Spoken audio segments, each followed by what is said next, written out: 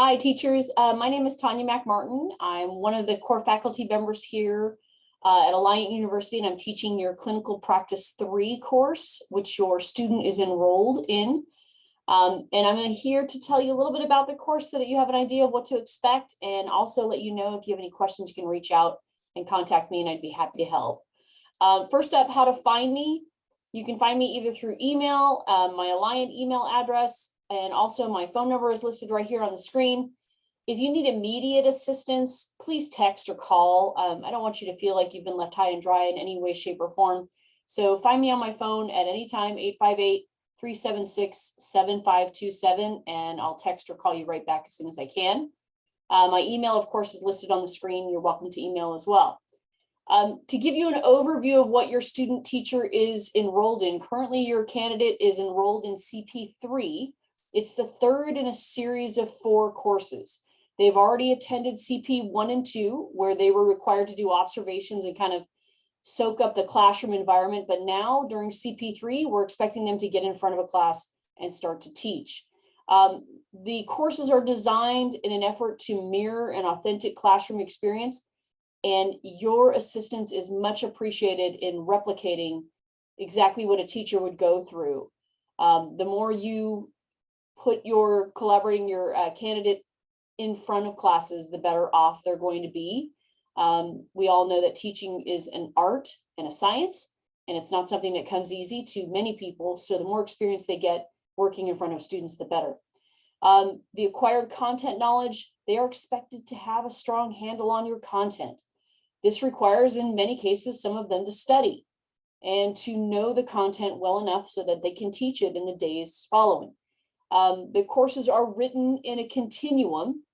So CP 1 and 2 are kind of the foundational clinical practice courses, where CP 3 and 4 are the application courses where your student will be actively involved in class.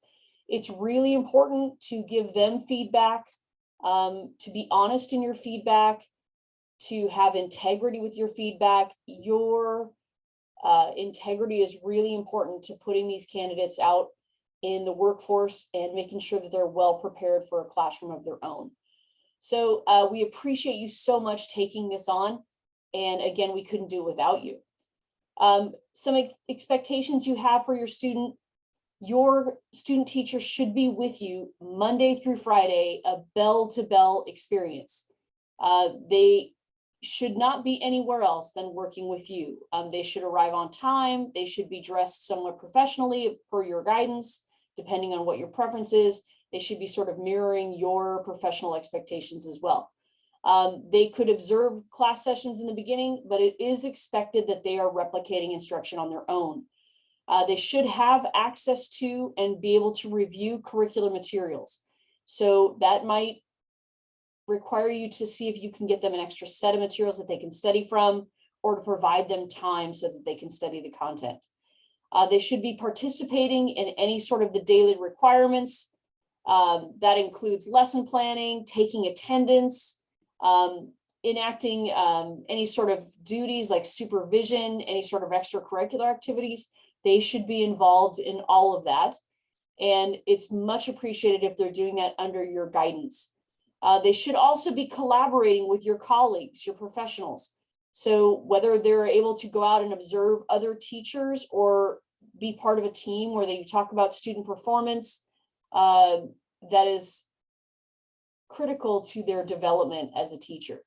And at the end of all this, by, I would say, midway, probably week 5 of their course, they should be assuming control of at least an entire class or 2. And then by the end of CP3, they should have control of the majority of your classes.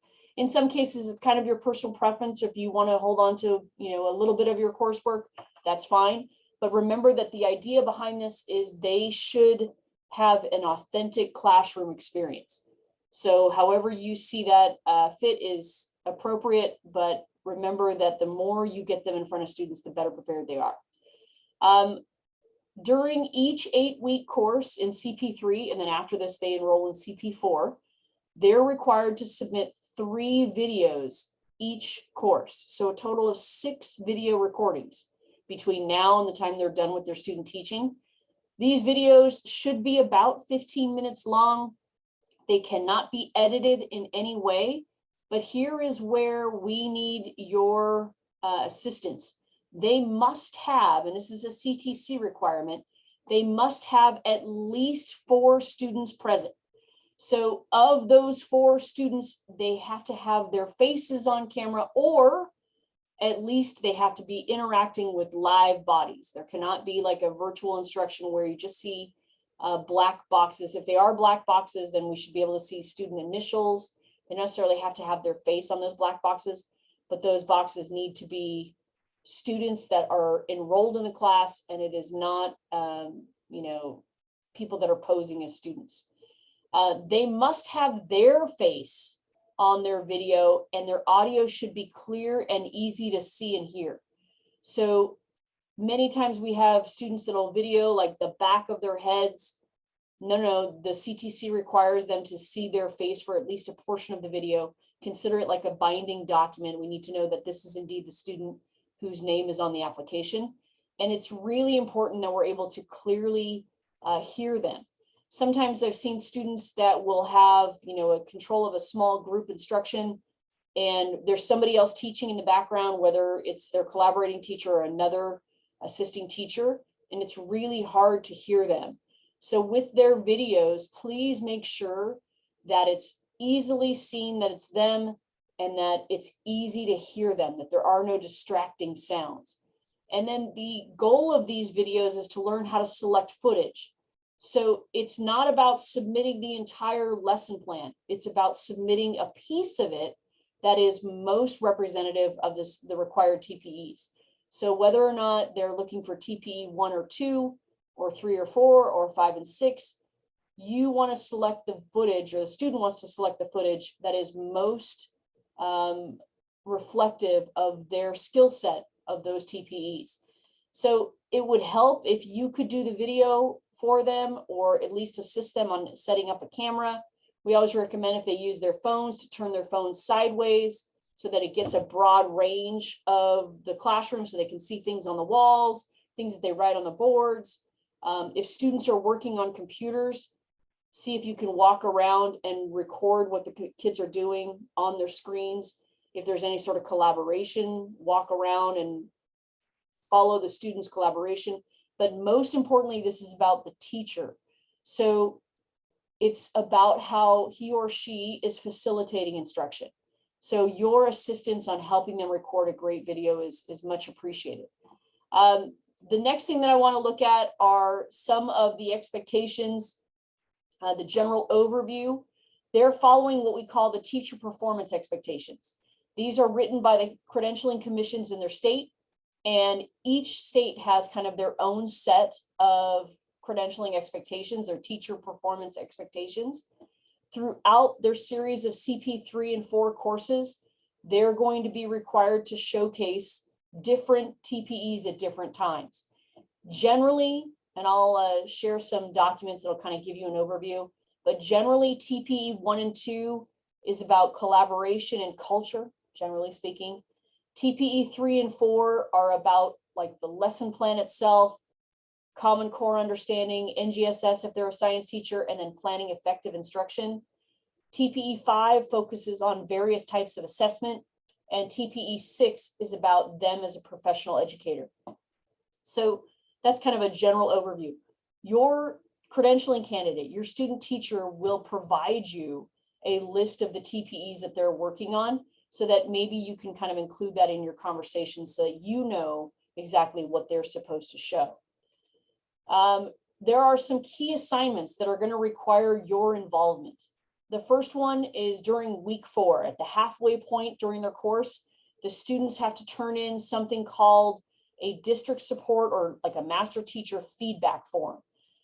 This is in essence kind of a quick reflection of how they're doing in your class, and they're going to provide you with the correct form. They should be the ones that are accessing their course. They're going to turn around and give you that correct form according to the TPEs that they are supposed to focus on. If they are single and multiple subject students, then they require something called the universal TPEs. If they're education or special ed credentialing students, they're going to be using the mild to moderate TPEs. And then if they're in the state of Arizona, they use something called InTask. Their job is to know which set of standards they should be using, and they should provide you that form. They're going to ask to arrange a meeting with you, and your job is to identify the strengths of what they're doing well so far and provide examples. If they're showcasing, a lot of collaboration and helping to facilitate collaboration, then maybe you can list that underneath TPE 1. But be specific on what they're doing so that the credentialing candidate knows, hey, this is what I need to continue. But then also turn around and provide them the next best steps on how to improve. So consider it kind of an extension of not only are you going to tell them what they're great at, but you want to tell them, hey, look, this is where you need some work on, because they're required at the end of all this to showcase skills in all 6 TPE domains or whatever domain they're working from. At the very end, all of these forms require a signature from you. And there are 2 ways to do it. Either you can do it digitally through DocuSign or EverDocs or PandaDocs or whatever you use in your school to sign something digitally, or they can print it out, you fill it out, and you sign handwritten by pen, and then they can scan it. But nonetheless, it requires a signature for you as verification. If your signature is missing, the student's paper will be returned and they will be docked points. So please make sure that you verify either through a digital ID signature like DocuSign or whatever, or a wet signature by pen. Moving along, during week 8, you have 2 assignments. This is the wrap up of their first half of their student teaching. This is called the verification of hours log during week 8. And essentially it's a large Excel spreadsheet. They should be recording their hours every day that they're with you. Generally speaking, a student teacher who is in the student teaching pathway requires 240 hours every 8 weeks, and they cannot cross over. So if they have leftover, 20 hours from the course before this, they cannot take those course hours and apply them to this one. They must be 240 hours that are earned within the time frame that they are enrolled in CP3. So what can they do to get those 240 hours? For every hour that they're teaching out in front of a class, great. If they are watching you teach, great. If they are attending faculty meetings or staff meetings or IEPs or 504s, or they're doing supervision, all of those, anything that is surrounding your day as a teacher counts, okay? If they are lesson planning with you and they are lesson planning in collaboration with you, that also can count. They cannot count hours that they are getting paid. So if there are any times that your teacher is being pulled to sub, first of all, they shouldn't be. Let's be very clear. We prefer that they are not subbing. I understand the financial strain. I get it. However, they are very particular that there starts to be a blurred line when people are getting paid as a sub and then trying to record those hours. So we ask that they do not sub while they are working for you. If they are subbing for only you. That's it. But they cannot count those hours. Okay, they cannot count those hours. They can also count things like educational webinars that they can attend. We know that sometimes when there's holidays that wrap up into in the course session, Thanksgiving and Christmas and spring break and all the above, that students might be stressed out about the number of hours they're acquiring. There's lots of ways that they can make up those missing hours. Think about it anytime you're doing lesson planning. You can also grading any of that works as well.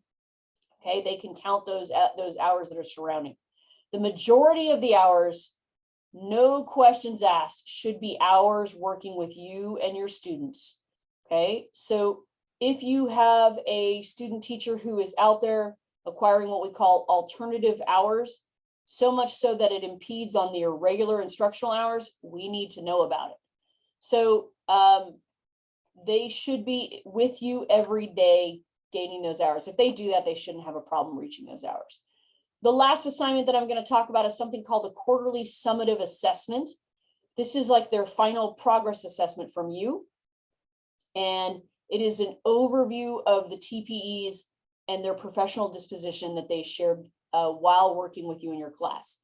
So the candidates can provide you the correct form.